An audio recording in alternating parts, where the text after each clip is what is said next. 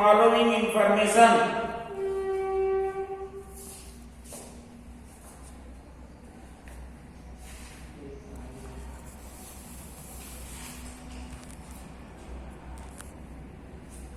निम्न सूचना से बहुलक याद कीजिए. Calculate mode from the following information. इसके बाद लिखना मार्क्स.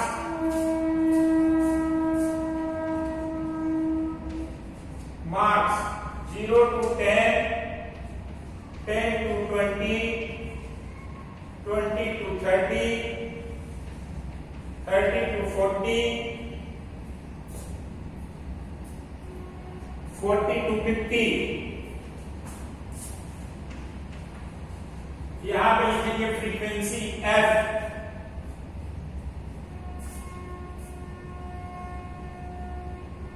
चौदह, 23, 27, 14, 23, 27, 21, 15.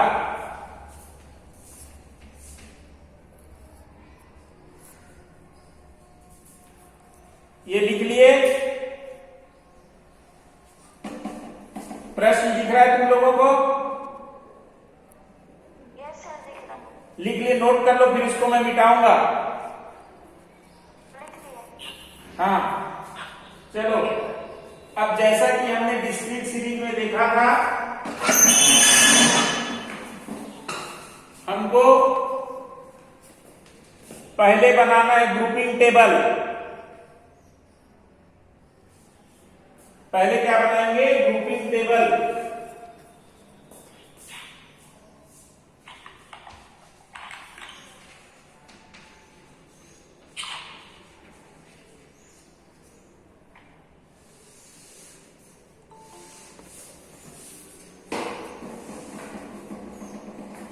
ग्रुपिंग टेबल में हमको 6 कॉलम बनाना होता है.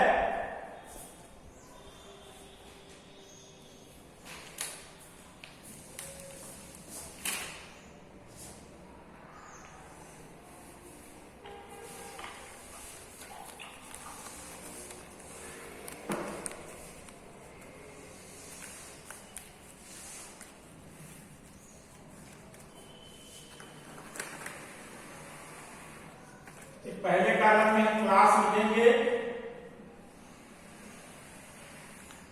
इसके बाद 6 कॉलम बनाएंगे. 1, 2, 3, 4, ये 5, ये 6.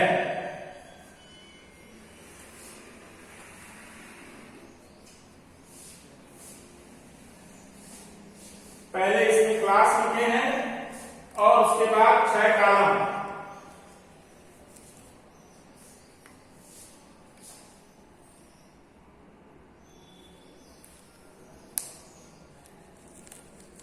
हाँ, 0 से 10, 10 से 20, 20 से 30, 30 से 40, 40 से 50.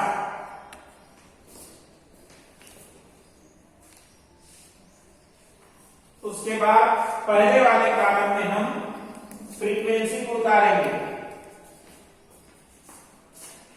14, 23, 27, 21 और 15.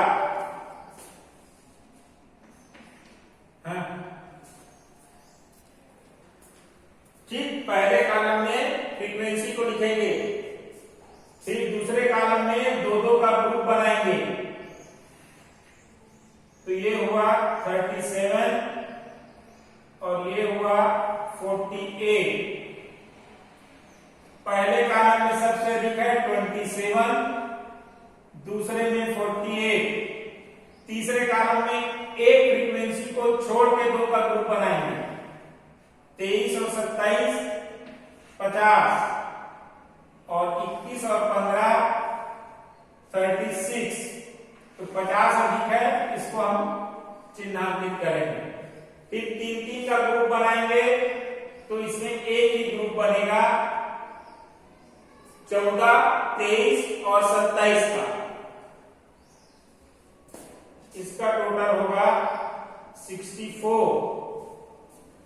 फिर एक छोड़ के 3 का ग्रुप बनाएंगे 23, 27 और 21। ये होगा 71। फिर 2 छोड़ के 3 का ग्रुप बनाएंगे 27, 21 और 15। ठीक, तो ये हो जाएगा 63। ठीक है, ये आपका ग्रुपिंग टेबल बन गया। इसमें किसी को कुछ पूछना है?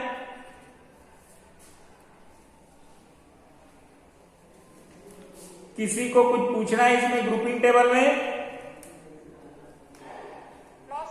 हाँ, अब इसके बाद हम बनाएंगे एनालिसिस टेबल।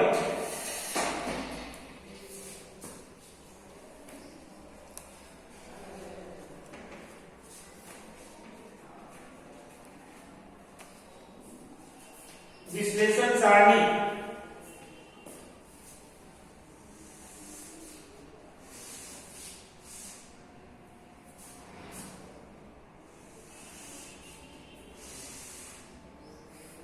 विश्लेषण सारणी में पहले हम बनाएंगे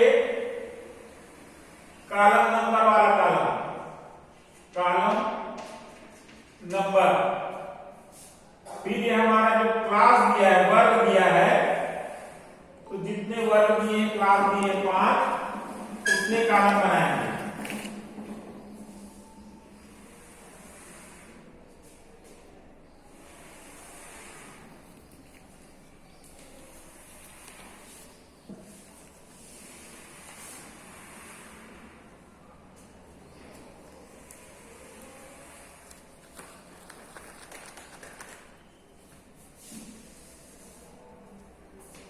पहले में 0 to 10, फिर 10 to 20, 20 to 30, 30 to 40, 40 to 50। ठीक, कॉलम नंबर लिखेंगे 1, 2, 3, 4, 5, 6। यहाँ टोटल में लिखेंगे। कॉलम नंबर 1 में सबसे ज्यादा कौन सा है? 27। 27 आता है 20 से 30 में। कॉलम नंबर 2 में है 48, जो 20 से 30 और 30 से 40 में है। 20 से 30, 30 से 40। कॉलम नंबर 3 में 50 है, जो 10 से 20 और 20 से 30 में है। तो कॉलम नंबर 4 में 64, जो 0 से 10, 10 से 20, 20 से 30 में आता है। कॉलम नंबर 5 में है 71, जो 10 से 20, 20 से 30 और 30 से 40 है। 10 से 20, 20 से 30, 30 से 40। और कॉलम नंबर 6 में है 63, जो 20 से 30, 30 से 40 और 40 से 50 में है। इसके बाद इसका टोटल करेंगे तो पहले वाले में आ रहा है 1, दूसरे में 3, तीसरे में 6, चौथे में 3 और पांचवे में 1। ठीक, तो सबसे अधिक आवृत्ति किसमें आ रही है? 20 से 30 वाले वर्ग में। ठीक है, तो इसके नीचे लिखना, चूंकि सबसे अधिक आवृत्ति, ये विश्लेषण सारणी एनालिसिस टेबल के नीचे लिखना, चूंकि सबसे अधिक आवृत्ति वर्ग 20 से 30 का है, अतः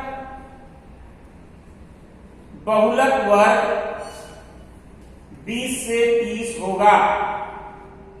अतः बहुलक वर्ग 20 से 30 होगा।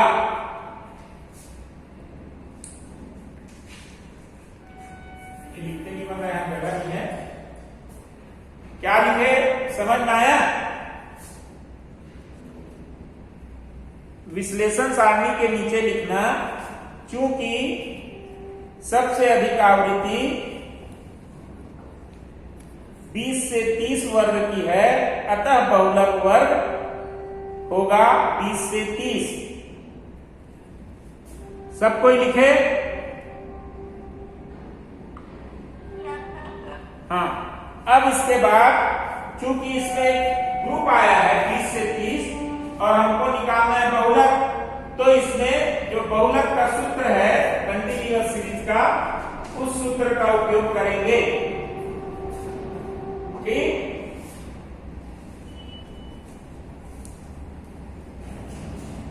इसका सूत्र है L1 plus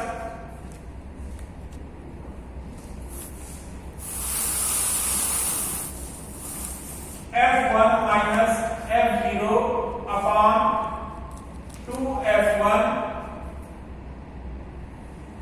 minus F0 minus F2 into I। ठीक,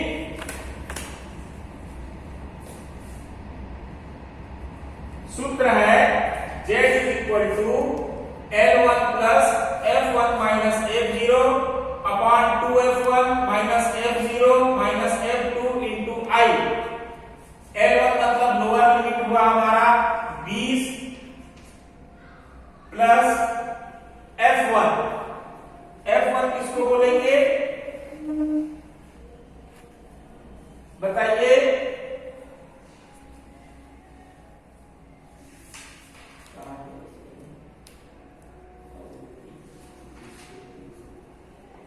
F1 जो बहुलक वर्ग की आवृत्ति है उसको कहते हैं F1।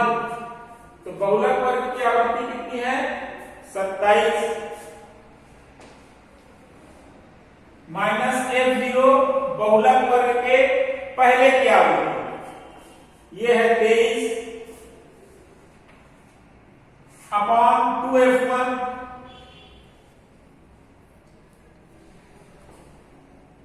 27 गुणित 2 माइनस F0 23 माइनस F2 बहुलक वर्ग के बाद वाले वर्ग की आवृत्ति 21 इंटू I मतलब L1 L2 माइनस L1, तो यहां पे होगा 10।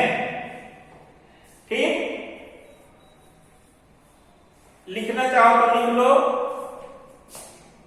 L1 is equal to lower limit,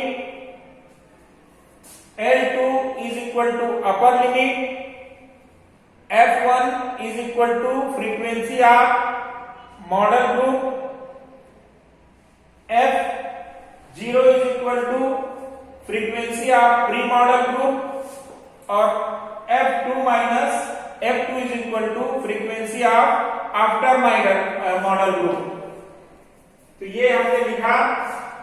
अब ये हो जाएगा 20 प्लस 27 में 3 घटाएंगे तो 4, 27 गुणित 2 करेंगे तो 54 माइनस 23 माइनस 21 इंटू 10, तो ये फिर हो जाएगा 20 प्लस 10 और 4 को गुणा करेंगे तो ये 40। अब 54 में कितना घटाएंगे? ये आता है 44, तो 44 घटाएंगे तो बचेगा 10, है ना। अब 40 को 10 से डिवाइड करेंगे तो बचेगा 4, तो होगा 20 प्लस 4 तो बराबर 24। Z इज इक्वल टू 24 तो मोड कितना आया? 24। सब कोई समझ गए? हेलो, बोर्ड क्लियर नहीं दिख रहा है? अब देखो, मैं फिर से बता रहा हूं, ये Z का सूत्र है L1 plus F1 minus F0 upon 2F1 minus F0 minus F2 into I मतलब L2 माइनस L1। अब ये L1 20 लिखे प्लस F1 मतलब फ्रीक्वेंसी ऑफ मॉडल ग्रुप, वो 27 माइनस F0 मतलब frequency of pre model group, model group से mode group के पहले का फ्रीक्वेंसी। फिर 2F1 मतलब F को F1 से 2 का गुना करना है, तो 27 माइनस F0 23 माइनस F2 मतलब मॉडल ग्रुप के बाद वाले ग्रुप का फ्रीक्वेंसी। तो यहां फिर से करेंगे हम 20 प्लस 27 में 23 घटाए 4, 27 गुणित 2 किए तो 54 माइनस 23 माइनस 21 गुणित 10।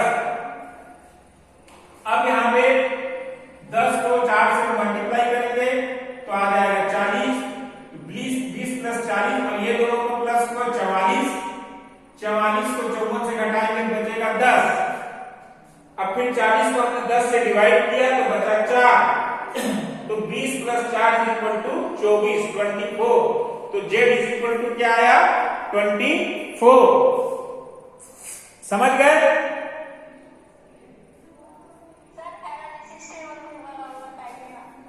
एनालिसिस टेबल ये देखो, ये कॉलम है 1 2 3 4 5 6, इसको हमने इधर लिखा, ये कॉलम नंबर लिखा है 1 2 3 4 5 6 और क्लास है वर्ग है 0 से 10, 10 से 20, 20 से 30, 30 से 40, 40 से 50 इधर लिखे। ठीक है, अब हमको देखना यह है कि पहले कॉलम को हम लेंगे। पहले कॉलम में सबसे अधिक फ्रीक्वेंसी कौन सी है? 27। 27 किसकी फ्रीक्वेंसी है? 20 से 30। तो पहले कॉलम में हमने 20 से 30 के सामने राइट लगाया। फिर दूसरे कॉलम में हम आए, इससे सबसे अधिक 48 है, ये 48 दो ग्रुप का मिलकर बना है, 20 से 30 और 30 से 40। तो दूसरे के सामने हमने 20 से 30 और 30 से 40 में मार्क किया। फिर तीसरे कॉलम में 48 है, ये 48 जो 50 है, ये 50 बना 10 से 20 और 20 से 30 का। ठीक, तो तीसरे में हमने 10 से 20 और 20 से 30 में मार्क किया। चौथे में हमने 3 का ग्रुप बनाया, 64 आया, 0 से 10, 10 से 20, 20 से 30। तो हमने चौथे में 0 से 10, 10 से 20, 20 से 30 में मार्क किया। पांचवें में हम एक छोड़ के 3 का ग्रुप बनाया, तो आया 10 से 20, 20 से 30, 30 से 40। तो पांचवें में हमने फिर किया 10 से 20, 20 से 30, 30 से 40। छठवें में 2 छोड़ के 3 का ग्रुप बनाया, 20 से 30, 30 से 40, 40 से 50। तो छठवें में हमने 20 से 30, 30 से 40, 40 से 50 में टिक किया। अब इसका हम टोटल करेंगे, तो पहले में केवल 1 आ रहा है, दूसरे में 3 आ रहा है, 20 से 30 में 6 आ रहा है, 30 से 40 में 3 आ रहा है, 40 से 50 में 1 आ रहा है। तो सबसे अधिक जो आया है उसको हम लेते हैं, वो क्या कहलाता है? बहुलक वर्ग, मोड ग्रुप।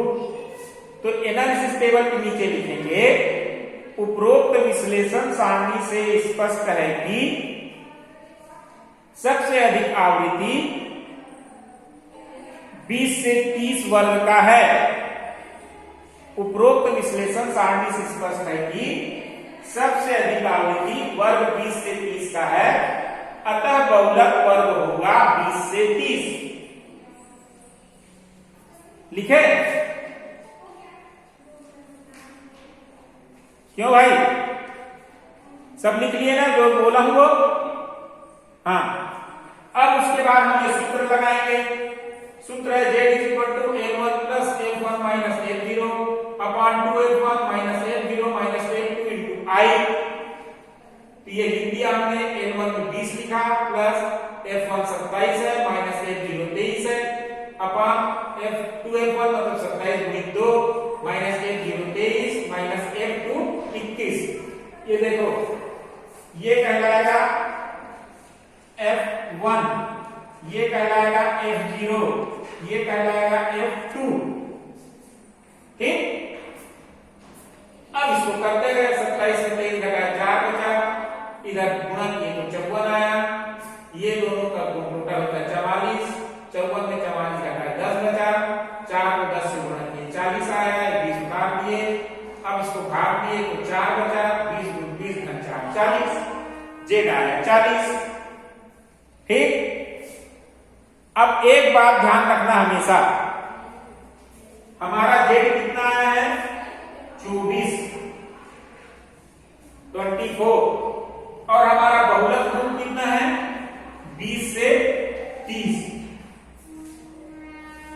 ये जेड जो भी आएगा वो इस वर्ग के अंदर ही आना चाहिए। किसके अंदर आना चाहिए? बहुलक वर्ग के अंदर, मतलब 20 से 30 जैसे यहां पर है। अगर उसके बाहर आता है मतलब 20 से कम आता है या 30 से अधिक आता है तो मतलब सवाल कहीं पे गड़बड़ है। उसके बाद उसमें दूसरा सूत्र लगाते हैं, ठीक। लेकिन आंसर हमारा बहुलक ग्रुप के अंदर ही आना चाहिए। समझ गए सब कोई? हेलो, समझ गए ना? अगर आपका आंसर 20 से कम या 30 से अधिक आएगा तो क्या है? गलत है, ठीक। उस स्थिति में दूसरे सूत्र का उपयोग करते हैं।